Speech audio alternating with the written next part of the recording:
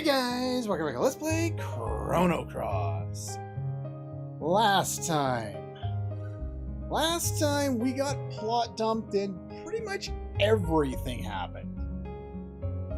Main key, we defeated fate. Before moving on to whatever we've got planned next, I do want to give a little bit of an overview of what exactly has happened, because the game's not super clear on it. We still can't get in this world. And remember, we came in through the homeworld setup to get here because we couldn't go directly in. So if we go back to homeworld, our boat is put back exactly where we expected it, and well, Sky Dragon Isle hasn't done anything. We can still go to the Dead Sea Ruins, and I believe we can still go back to Chronopolis if we have any desire to go here. We can get right on in. Now, the ghost guys, I believe, all of them are gone. I'm going to give you a little bit of an overview of kind of what Chronopolis is, because there's a lot of plot dumping that goes on, and I kind of want to summarize it a little bit just so that it makes a little more sense. In the year 2400, in the timeline in which Chrono already saves the world, so remember, we went to the future in Chrono Trigger. We went to 2300 AD, and the world was already destroyed by Lavos. This future that Chronopolis comes from is part of the timeline in which Chrono saved the world. When you look into information about it on the wiki and various other sources, it is known as the Keystone Dimension. Chronopolis was founded by Balthazar. You remember, Balthazar was one of the gurus from the Kingdom of Zeal in Chrono Trigger. When we went back to Zeal, 3 of them, and then Janus as well, got sent through black portals and ended up in different times. Janus, turning into Magus, ended up in the Middle Ages. Balthazar ended up in the future, where he created the Epoch and helped us through Death Peak and reviving Chrono. Chronopolis, in the year 2400, had an experiment called the Counter Time Experiment, which I'll get into more details later down the line once we learn a little more. Suffice to say for now, during the experiment, the Frozen Flame, which is the source of power for Chronopolis, went out of control and caused an event called the Time Crash. Again, I will explain more about what that is and the experiment and all that later on once we get some more information. The result of this is Chronopolis was sent 10,000 years back in time. Now, we saw in the previous episode, Kid theorizes that this whole time crash thing was caused by Lavos. And the reasoning for this, if you parse through some of the other dialogue, Fate had said, Lynx had said that the Frozen Flame is the essence of Lavos, or the essence of something that fell from the heavens in prehistoric time. They basically mean Lavos without spelling it out for you. So if Chronopolis was sent back in time, it might change the future, because it's all people from the future, and if they send them back to the past, they could dick around with things and screw it all up. So if that were to happen, the future in which Lavos is destroyed by Chrono in the game might not exist anymore. So the idea here is that Lavos, from his position in the past, I would guess this would be 10,000 years in the past, pulled the Frozen Flame, a part of itself, an essence of itself, back from the future.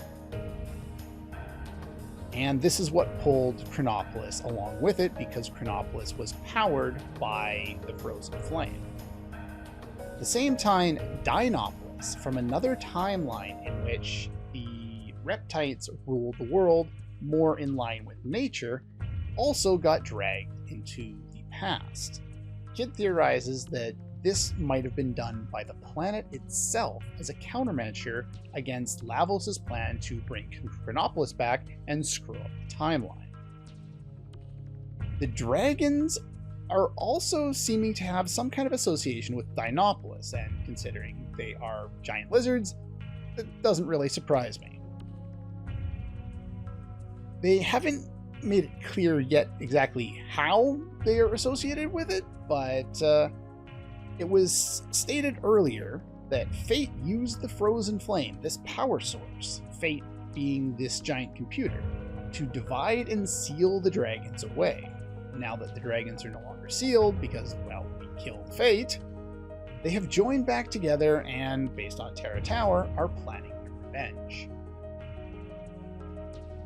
Now, it's kind of the basic overview. If you understand that, you should be fine understanding the plot going forward. When I explain the next section, that's not very well explained because that's this game. They plot dump and things aren't explained very well. Now, looking back at Serge's past, Serge, we've seen little bits and pieces here and there from his past. The flashback we've seen of the panther on the beach, that is a reference back and some of Serge's earlier memories, which is probably why he gets the dreams. It is his past from 14 years ago. He was attacked by a panther on the beach, and then his father Wazuki and Lena's father Miguel sailed to Marbule to get help from the sage to heal the poisoned or injured Serge. Due to a powerful storm, they ended up off course and landed in Chronopolis. Chronopolis was offline at the time due to a storm. During this time, the Frozen Flame made contact with Serge, healing his wounds and labeling him the Arbiter. Now, it is also speculated on some sources that the Prometheus circuit may have been the one to make this identification as the Arbiter, but I don't know if that ever gets acknowledged in the game, so take that with a grain of salt. When the power came back on, that same Prometheus circuit, which in essence is the spirit or the circuit of Robo from the previous game, sealed away access to the Frozen Flame, again the power source of the entire facility, from everyone except the Arbiter, which had been named Serge. Prometheus was a standalone system running within the giant supercomputer that Fate is. And one of its additional abilities, other than seemingly running on its own, was the ability to erase all record of itself of being detected by Fate. So it prevented anyone from knowing that, I guess, Serge had done what it, had become the Arbiter or anything to do with that. So Fate as the computer couldn't do anything. So instead, it created a human interface, Lynx. Everything Lynx did throughout the entire game was to get control of the Frozen Flame for Fate once again. That's why he stole Serge's body, because Serge's body was required to get into the Frozen Flame's room and get access to it. And the reason why Fate ended up using Lynx to do this was because after the world split 10 years ago, it could not directly interfere with Homeworld. And the reason why it couldn't interfere is because that power source, the Frozen Flame, was cut off from that power source. When Homeworld split off, the conditions of its future were shaped so that it would be obliterated by Lavos. A reversal of Chrono's quest to stop the evil that Lavos was. Now, Fate was our enemy in this game. However, its goal was to keep the timeline the same as after when Chrono saved the world. And the reason why it did that was not to help us, but because it would assure its own existence later in the timeline. Prevent a paradox. It was trying to save the world at the same time it was making our life hell.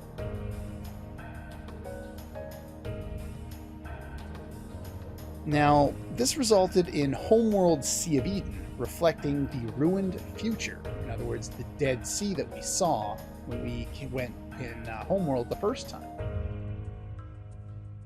Because of this change in the timeline,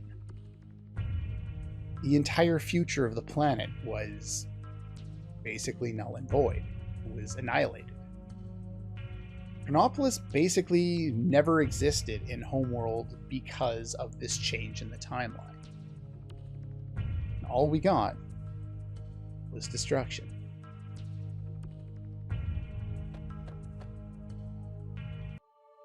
Alright, I hope that kind of clears things up a little bit for you guys. There's been a decent amount of reading on my part throughout wikis and just trying to gather a little bit of extra information on this, piece a few things together by myself. The plot for Chrono Cross is confusing, and sadly it's far more confusing than it needs to be. It makes a lot more seconds on a subsequent playthrough once you can kind of piece together things, but I guess that's true for pretty much any game. Now, we were told a few things. Kid is unconscious, and she is trying to recuperate at Radius's place. And we heard something even long before that, when we, I think, first got our body back, about something to do with the Divine Dragon Falls, and, well, there was nothing there, according to Steven. But she's from Homeworld. This is another world.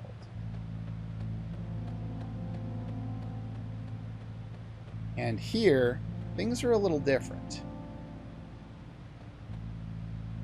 Nothing worthy in here, huh?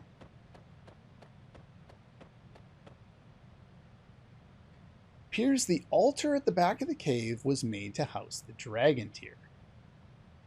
Only meant to be one dragon tier. Strange thing is, there are only meant to be one dragon tier land, but there are 2 altars. Ancient lore reveals the Dragonites knew of certain land formations they called power spots. There, they are said to have used the natural energy of the planet to generate elements. There's another thing. I'm not sure if it was revealed last time or if it was in my reading. Regardless, we know now. It's the problem when you know the whole plot of the game and you're trying to piece together information that is written with the idea in mind that you have already played the game, and trying to give you the appropriate information without spoiling anything. So I am trying my best. I hope I don't end up spoiling anything by mistake.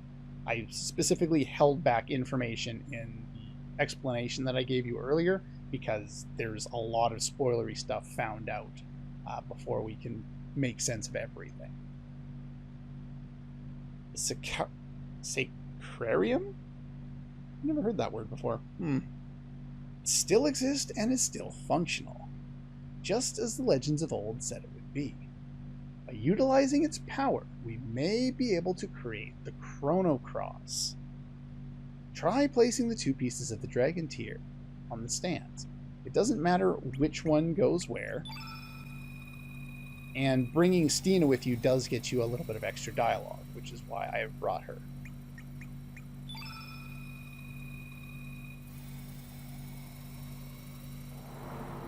2 pieces of the dragon tier from 2 different worlds.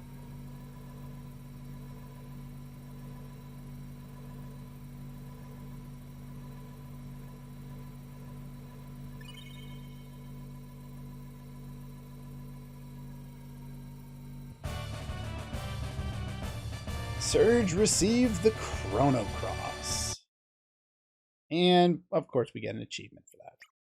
We get an achievement for everything. The Chrono Cross is the ultimate long-lost element of the 7th color attribute. It is both an item and an element that can only be equipped by Serge. No one else can do this. The reasoning for this, other than the fact that he's the protagonist, is also going to be explained in due time. What do I want to take off? I'll take off this, sure. The Chrono Cross is pretty easy to find. It is the only element of its color. It is a rainbow one, the long-lost element of the 7th color. It can only be used by Serge and can be placed anywhere. The effect that it has doesn't change regardless of what level it's on. Does it make us any more obscenely powerful than we've already become? No. To be honest, outside of the final battle, it does precisely one thing. And, well, let's go do that thing. We were told there were two powerful items that might be able to help us save Kid.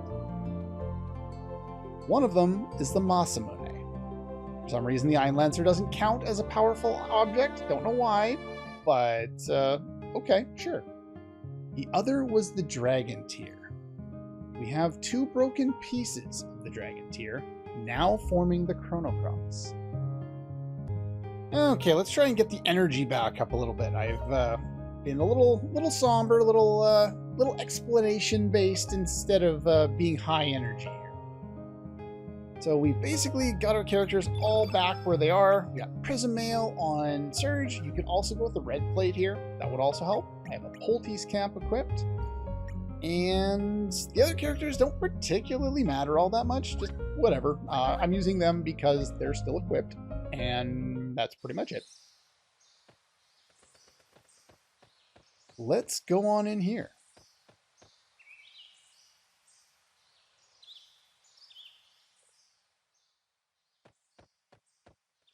Resting in the bed. Hasn't come out of her coma yet.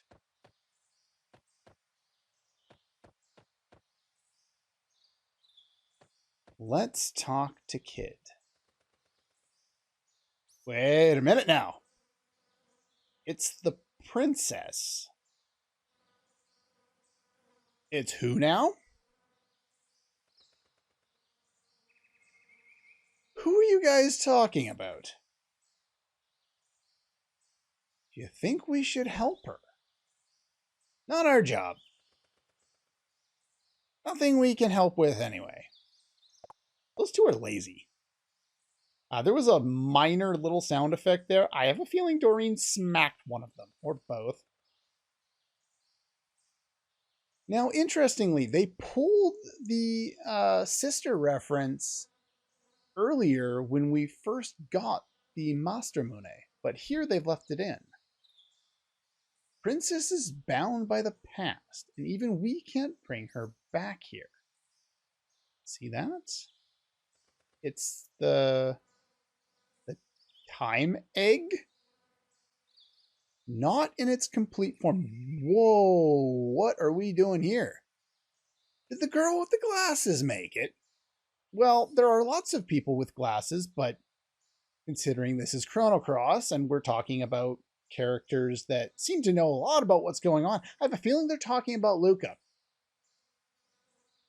Even though it's in its incomplete form, we can focus our powers into it.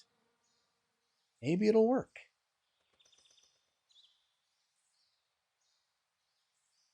Yeah, you idiot. Serge is confused. Gonna lend you a bit of our power.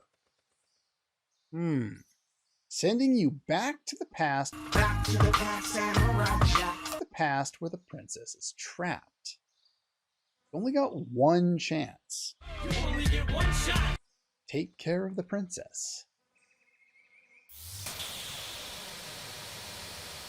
If you do not have the Masamune, you are required to pick up the Chrono Cross before being able to do this.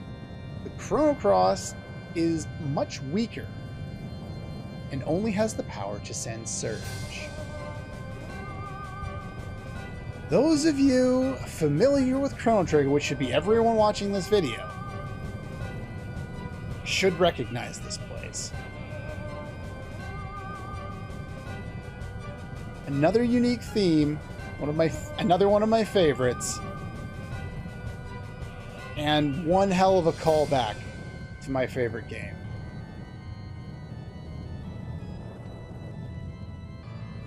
Miss Kid and Mistress Luca are stuck in the back room. Sorry that I lack the power to help you.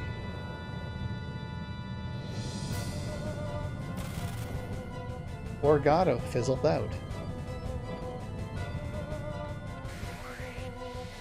Luca's house is on fire sometime in the past. These are the enemies we're going to fight here. Now, I know from past experience that these ones should not be the proper ones to drop red brooches, or to have red brooches as the common steal. Try that again. Now, considering we only get this song once, I am very glad they let us listen to it through the battles. It would have killed a lot of the focus on this area if we were not able to hear that song for very long in between some of the fights. Okay, let's build up a little more this time.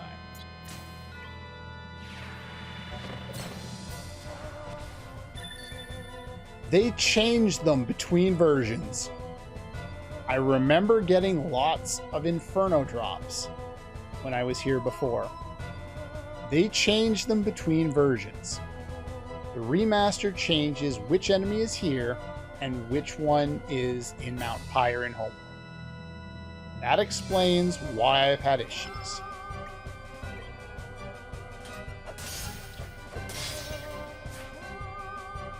I missed. Yeah, if you have the red mail on Serge, he basically takes no damage. As you can see, we basically take no damage anyway, so it doesn't matter. If you notice those sound effects, it's Eagle Eye here. You notice the sound effects every time we cast an element, or the enemy does. And then they appear up at the top of the screen. That is the general effect of the Chrono Cross. It has a more plot-important reason for existing later on, but in general, right now, that's what it does. It will show you the order of elements used. I think it shows like 7, 8, 9, 10 or something. I can't remember how many it shows before it starts cycling through.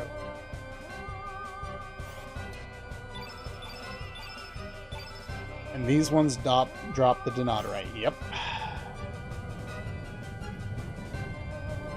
Oh! Make it... Wow! Okay.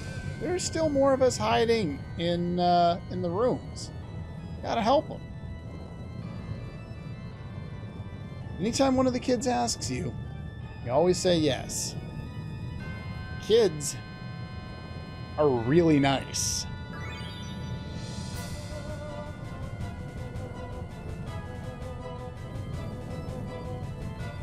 Any type of exploration done here is all strictly because I enjoy it. They have changed this since last time. In the original, there was no dialogue box here to show you the difference.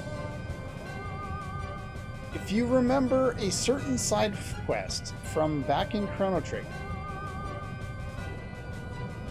Luca went back in time herself, and you had the option to save or not save her mother's legs from a machine that Tabin, her father, had put in the main area. Password for that machine was his wife's name, Lara. In the original version of Chrono Cross, the password was either L1 triangle, R1 triangle, or L2 triangle, R2 triangle. And yeah, that was it. So here, they've completely changed it. So we're going to go that one, that one, that one, that one. And they've completely changed the code there.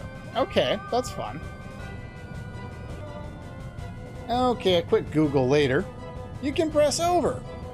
Yeah, I thought it was 4 options and the face buttons represented the things. No, it should be L, triangle, R, triangle. Just as I said it was. And for doing that, we get Hotshot. Hello? Leave it to me, kid. I don't even know you. To put out the flames, you ought to try using Luca's ice gun invention. She keeps it on the wall in her room up on the 2nd floor. You just give me a little bit of a hint. You don't give me anything else. I'll take it.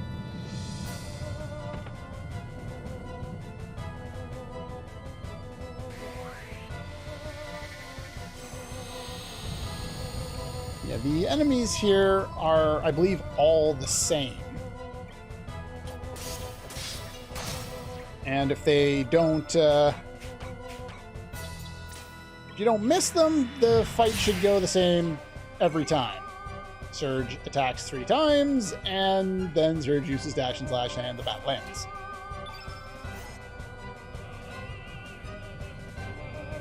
And there's a kid in here too. Held my breath so long I nearly huffed it. My way of saying thanks. We get a nostrum. Not the best item in the world, but the kitchen is straight through the door. On the right's Granny Laura's old bedroom. On the left is Luca's room, but this will get angry if you go in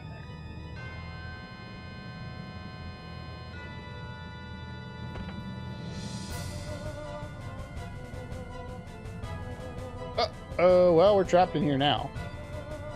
It's like the this place has been worked over a little bit. We get a Stardust cape here. Alright, another one of those guys down. Let's go up to Luca's room. As always, it's a memo lying on the floor. 1 month, 1 day. Failed. So close to stabilizing the time, she kept researching. After the game, she kept researching. Created a new code for a new generation. It now replaces the old one Father used. Circle stands for 0 or for O, square stands for D, triangle for A, X or cross stands for X. Using this, children will never guess road is spelled R, circle, triangle, square. Father Tabin would be proud. And of course, you noticed our code was L, triangle, or A, R, A. It's still the same password. But that's how you're supposed to understand it.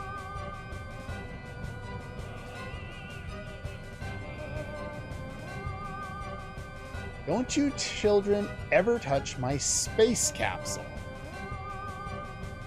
Beautiful view of the expanses of space.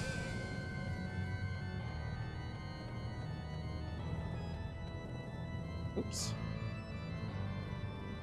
Receipt for goods received. I don't know what that is. Huh.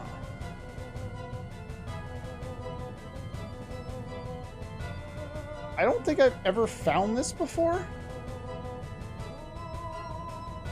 But if she was researching time travel stuff, and This is a receipt of either something she purchased from the poor Navy or something she sold to the poor Navy.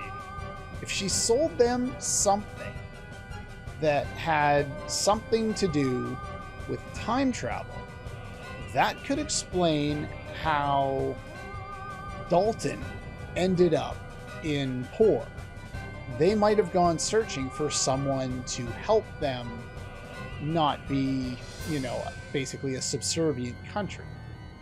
Poor doesn't even have a castle in Chrono Trigger. And now, Chrono Cross, they rule over all of Guardia and Medina and everything. It's an interesting thought.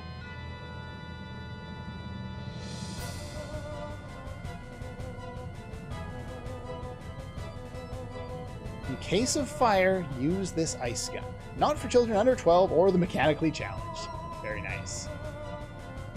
If you decide to take the ice gun, Mune runs out of power, and one of your party members fades away.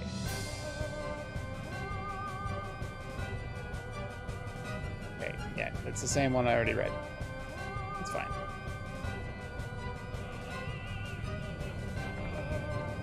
The game is nice. It doesn't do what it did in Chrono Trigger, where you would go out on the balcony there, and the timer for saving Laura's legs would start early, and you usually wouldn't have enough time to get all the way down and go into here to try and fix it.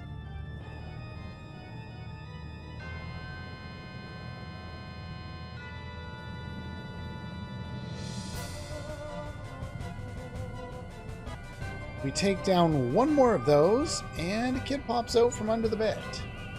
And we get another rainbow shell. Floor panel can be removed. Luca and my friend Kid went in there. They didn't come out.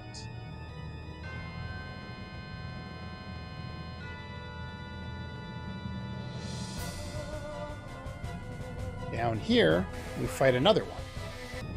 And after defeating that one, we save this kid who wants to grow up just like us and gives us another nostrum. Can I go in the door, please? Doors are my enemy. Here is a floor panel. Let's remove it. This is new. This was never there in the original game.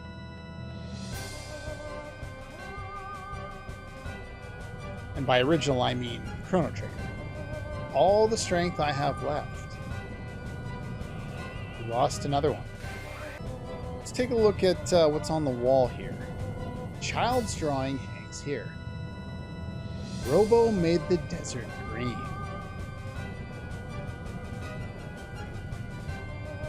Kid and Auntie Luca, who apparently prefers to be called Sis.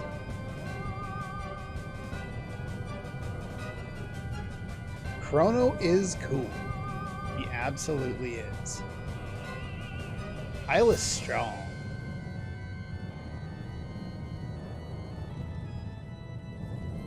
Don't think we can look at the bottom image. Princess Marley to the rescue. Luca. Doing so also opens the door. There's one thing I passed over here. Down here.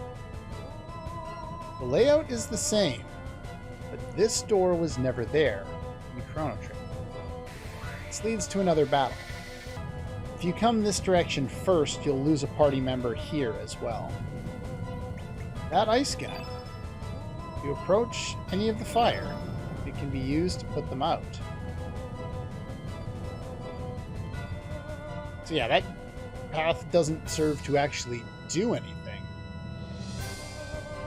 But I want to show every part of this because this is Chrono Trigger. I can't not show as much of it as possible.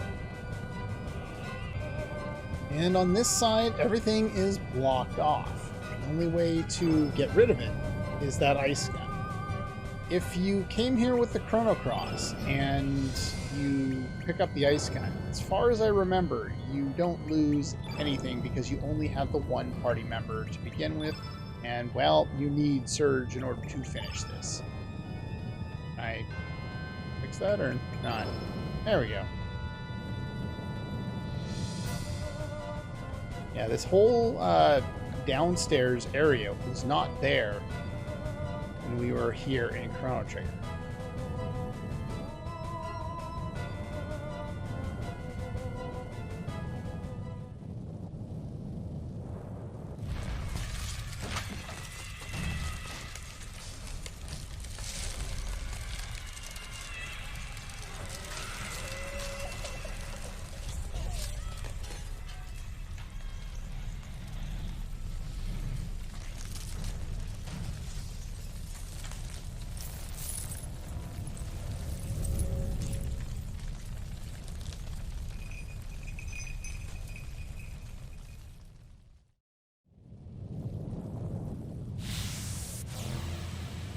Can you imagine a more horrifying sound than a burning orphanage?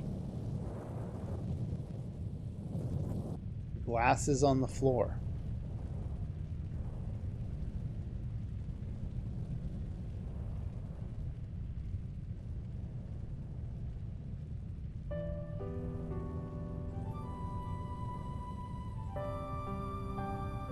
Our home is burning.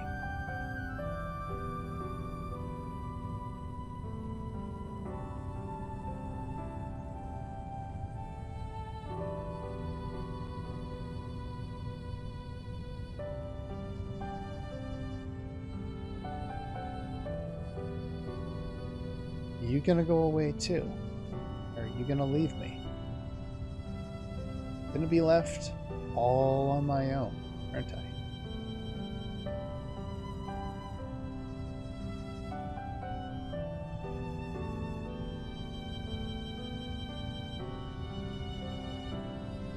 You're given two options, neither of which are correct.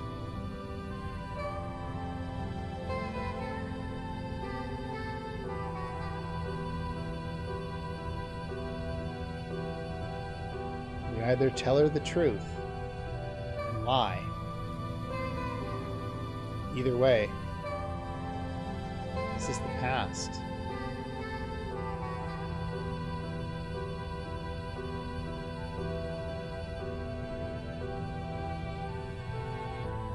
Cheek is wet. Will I ever see you again?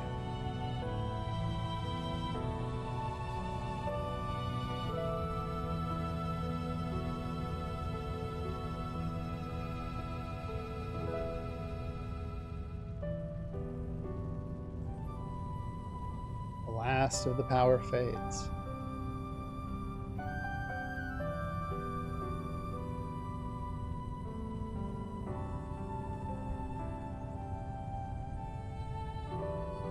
If the theme doesn't make it obvious, this is Kid's past.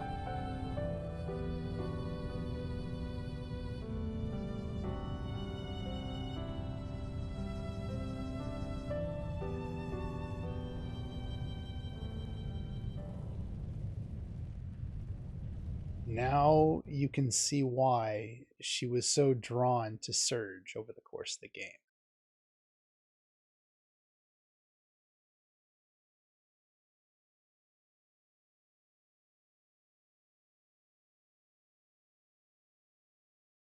And she's back.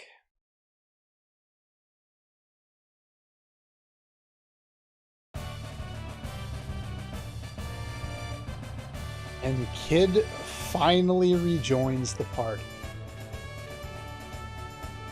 This is 100% optional. If I knew this as a kid, I forgot it until I did my test run. I thought this was required because how could you play this game and not do it? Some of the best music in the game. Just experiencing that much of characterization for a character. Like, how could you not want to experience that?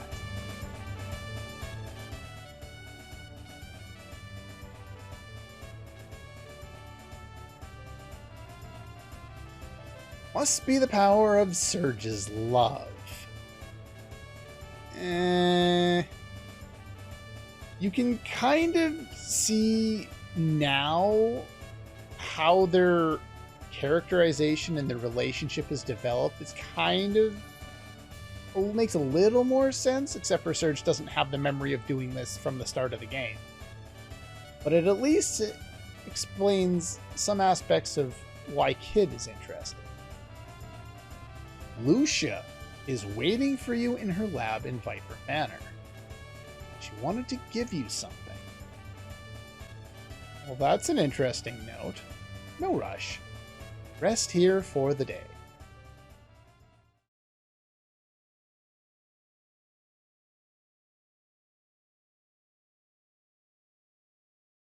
What wound? Oh, right. You were stabbed, what seems like hours and hours and hours ago now.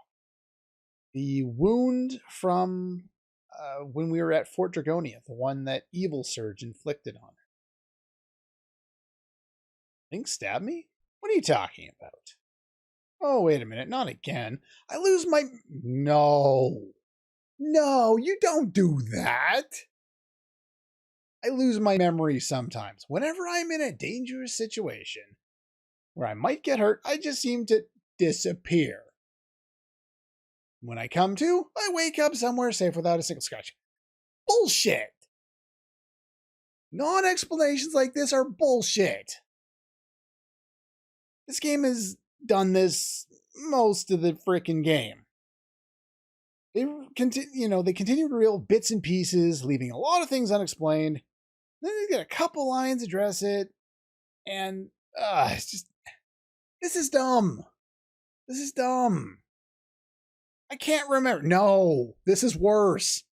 Amnesia's stupid. I hate this. Stop using this in video games.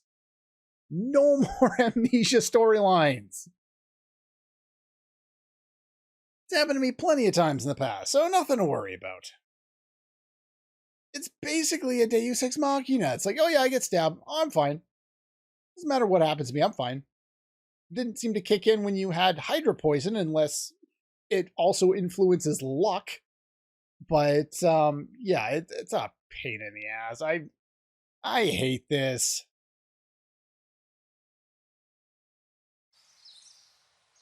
Basically a swerve. Like the game does this a lot, with these weird swerves. They just change random things because they want to change random things. It's a pain in the ass.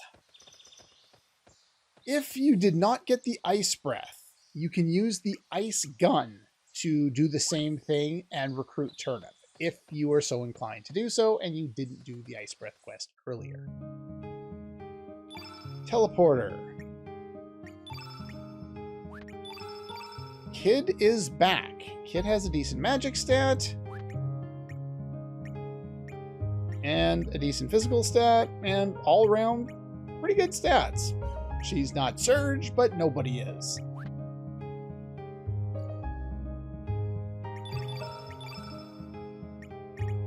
Hotshot. Death blow machine invented by Luca. It's her level 7 tech.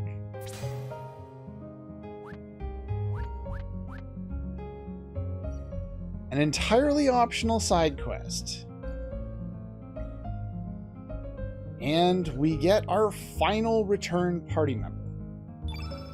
The remaining characters that are not in the list are characters from the other paths. Pierre, Nikki, Rasley, Korcha, and Mel.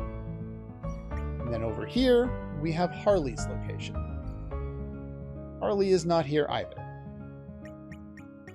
But that completes our character roster. No more getting old party members or new ones. Until New Game Plus, that is. Now that we have Kid back, she plays a larger role in the end of the game. You can finish the game without her. Don't know why you would, but you can. She plays a major role throughout the rest of the game. One of the issues I have with how they've done her character, though, is she spends so much of the game on the sidelines for such an important character. And then getting her back is totally optional. Because, let's see, we have to get her to come along in the first place. We can either choose to bring her or not bring her. Then we have to save her from hydra poisoning. Then we have to try and save her from being stabbed. She gets stabbed, and then she spends the second half of the game either with Lynx, unknowingly, or unconscious. And then we have to save her again here in order to get her back. For a character that has so much importance to the plot, she doesn't spend a lot of time in our actual party. Which is unfortunate. But that's pretty much all the time we have for today. Next time, we were told to go to speak with Lucia in Viper Manor.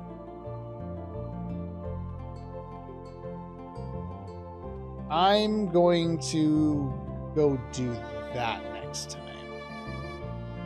Anyway, that's pretty much all for this one. I know I've been a little more kind of downtrodden this episode. Been a little more of a somber one, trying to explain things, trying to go through one of my favorite parts of the game that I don't get super excited about because of the nature of how sad the whole thing is.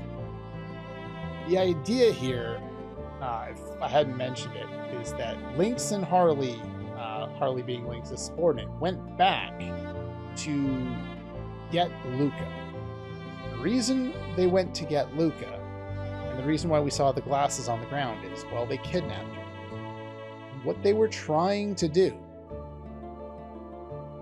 the Prometheus circuit that was installed within Fate, was based, as Lynx himself said, on the Ash tier model of circuit.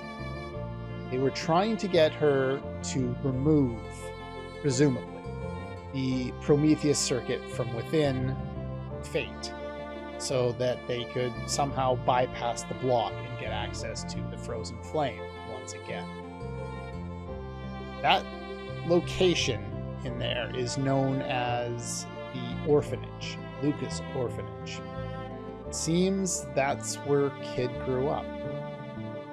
Anyway, that's all for this one. And I'll see you guys next time.